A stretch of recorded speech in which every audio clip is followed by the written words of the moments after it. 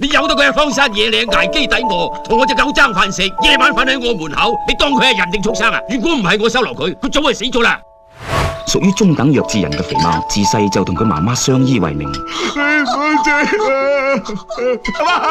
來佢媽媽因病逝世，自此肥貓喺村內就以賣豆腐花為生，但係成日都被村裏邊嘅飛仔蝦。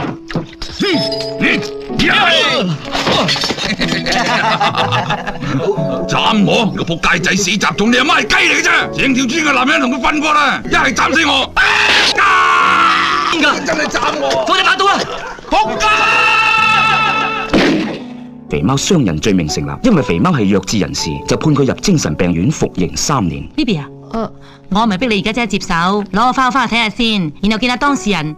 阿姐姐坐啦，唔使客氣，我同你講2句嘢就走噶啦。乜你識織藤嘅咩？好易學啊啫嘛。你成日俾人打噶？都係我衰啦，我又唔識好似佢哋咁癲。你想唔想我帶你出院？以前都有2個姐姐話要帶我出去啦，到而家都未見過佢哋啊！諗咁耐都諗唔清楚，真係凄涼啊！我走啦。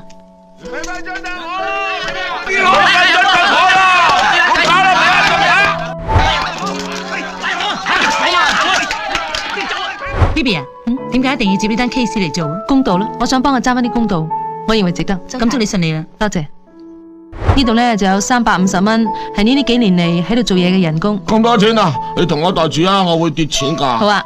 媽媽，肥貓嚟咗啦，我帶咗好多嘢嚟俾你食啊。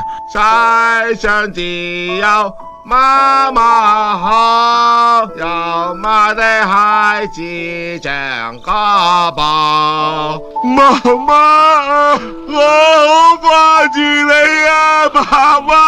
事頭婆啊，俾多碗魚蛋粉啊！嗱，你喺度等我，我去腹肌先，你唔好四周圍走啊！知啦，啲鴨仔好靚啊！鴨媽媽咧，就喺嗰度啊，我幫你捉翻佢啊！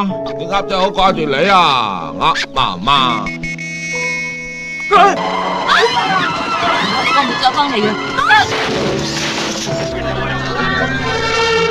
我哋走啦，肥貓我走啦。我仲要等姐姐啊。行啦。得閒嚟搵我啊。好啊。姐姐啊，姐姐啊。